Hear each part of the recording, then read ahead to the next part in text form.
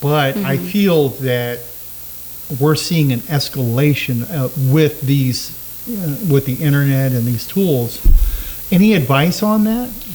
Yeah, so it's definitely really hard to sometimes keep up and to know what's the latest trend on the internet, what are children using.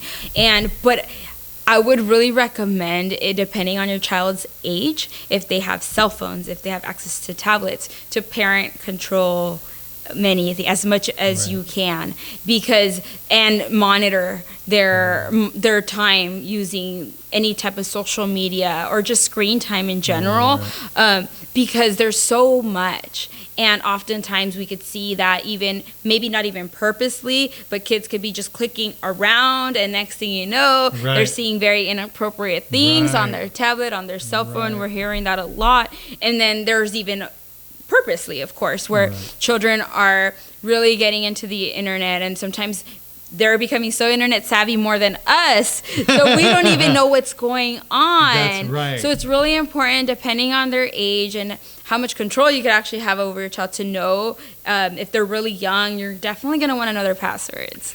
Yeah, that's true. As they become teenagers, that may be difficult to obtain, but you're going to really want to monitor what sites are they going on, what are you giving permission on their tablet. There's often apps or different ways that you could control that, of what they have access to or not. So definitely that would be a recommendation. But the fact that bullying is like just spreading so rapidly in the schools because of that, it's true. And so I mean, it's really hard to hyper-accelerating. Yes, it's hard to stop that, but just really educating the kids. I've noticed that with teens, that's helpful, educating them of like, hey, just know, like, if you take a picture, you send it, everyone could actually see this. Just giving them internet safety, not to click all kinds of links, not to believe a message that's going to tell you, hey, you want to become a model, come here.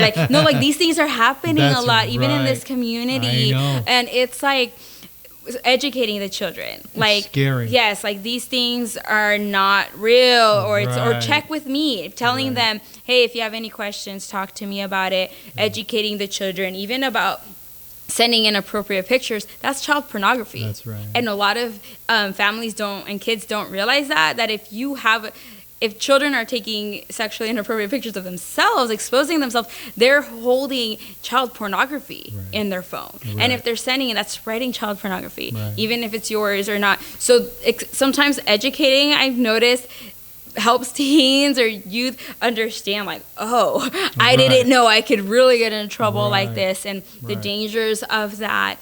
So oftentimes just providing that type of education as you're learning it, spreading it. So being a good listener, as well as a good educator, being able to,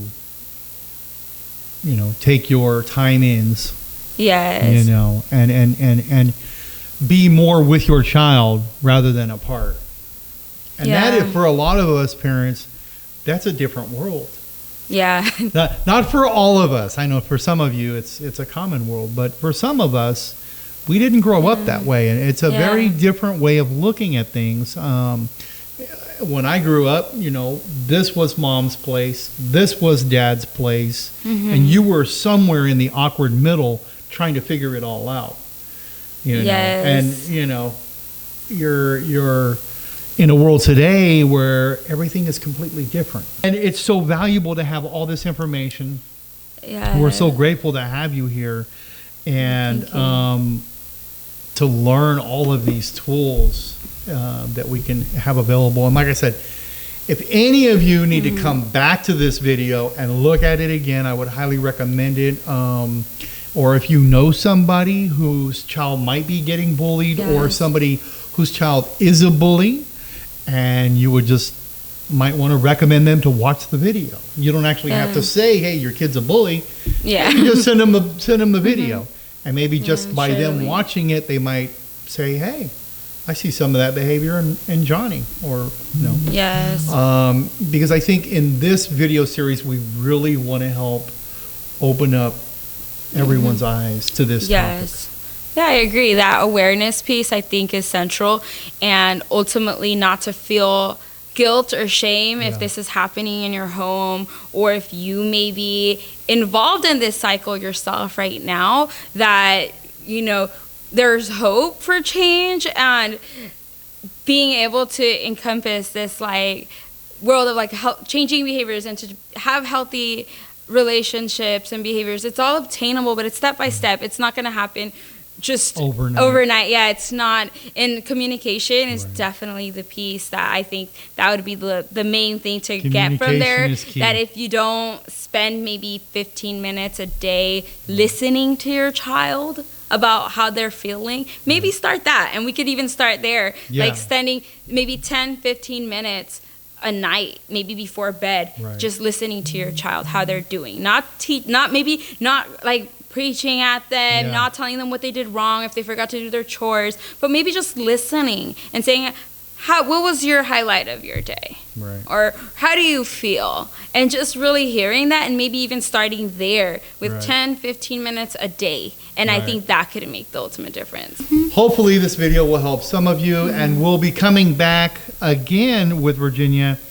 And I believe our next topic is going to be on suicide, and we'll touch on that, and we'll go a little bit deeper in that. Virginia will give us some insights into identifying, I think, is going to be a key there in that series. So thank you so much for joining us here on the Los Banos Today show. We want to thank you and say that we appreciate you watching these videos and sharing these videos.